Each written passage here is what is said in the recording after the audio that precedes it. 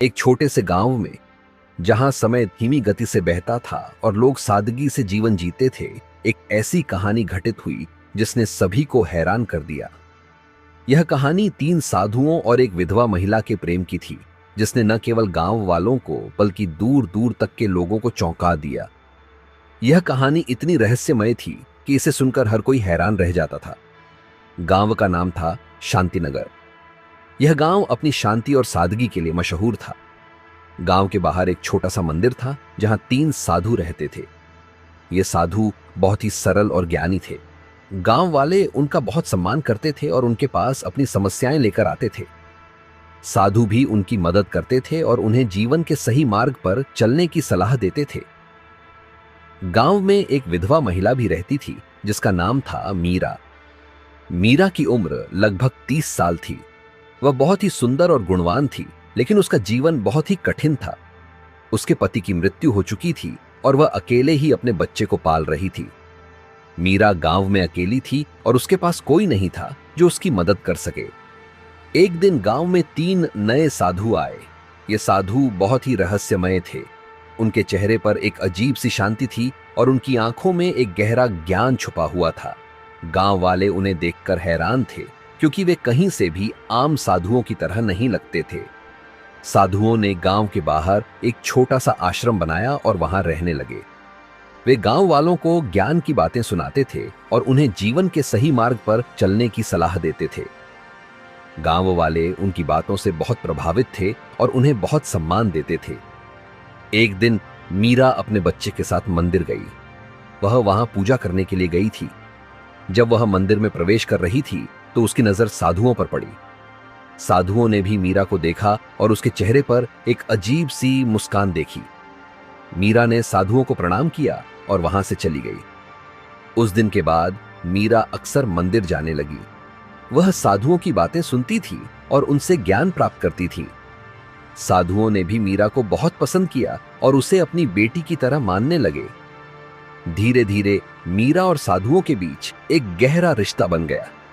मीरा को साधुओं की बातें सुनकर बहुत शांति मिलती थी और साधुओं को मीरा की सरलता और मासूमियत बहुत पसंद थी। एक दिन मीरा ने साधुओं से कहा, मैं आप लोगों से बहुत प्रेम करती हूं। आप मेरे लिए परिवार की तरह हैं। साधुओं ने मीरा की बात सुनकर मुस्कुराया और कहा, मीरा, तुम हमारे लिए भी बहुत महत्वपूर्ण हो। तुम्हारे साथ बिताया हर पल हमारे लिए बहुत कीमती है। एक दिन गांव में एक बड़ा उत्सव था। सभी गांव वाले उत्सव में शामिल होने के लिए इकट्ठा हुए थे। मीरा भी उत्सव में शामिल हुई। उत्सव के दौरान मीरा ने देखा कि साधुओं में से एक साधु उसकी तरफ बहुत ही गहरी नजरों से देख रहा है। मीरा को यह देखकर बहुत अजीब लगा, लेकिन उसने इस पर ज्यादा ध्यान नहीं दिया।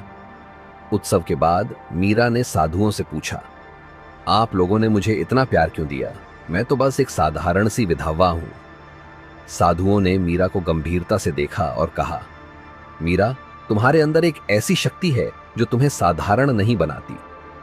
तुम्हारे अंदर का प्रेम और सरलता ही तुम्हें खास बनाती है। एक दिन तब गांव में एक बड़ा संकट आया। गांव में एक बीमारी फैल गई और बहुत से लोग बीमार हो गए।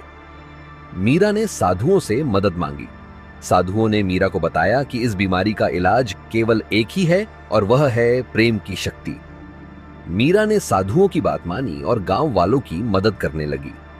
वह हर दिन बीमार लोगों की सेवा करती थी और उन्हें प्रेम और सहानुभूति देती थी। धीरे धीरे बीमारी कम होने लगी और गांव वाले ठीक होने लगे। गांव वाले मीरा की मदद से बीमारी से उबर गए। उन्होंने मीरा को बहुत धन्यवाद दिया और उसे गांव की रक्षक कहा।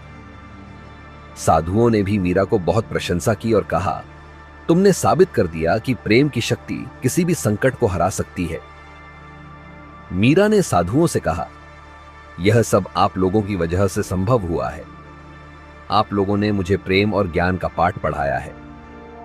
कुछ दिनों बाद साधुओं ने मीरा से कहा, हमें अब यहां से जाना होगा। हमारा काम यहां पूरा हो चुका है।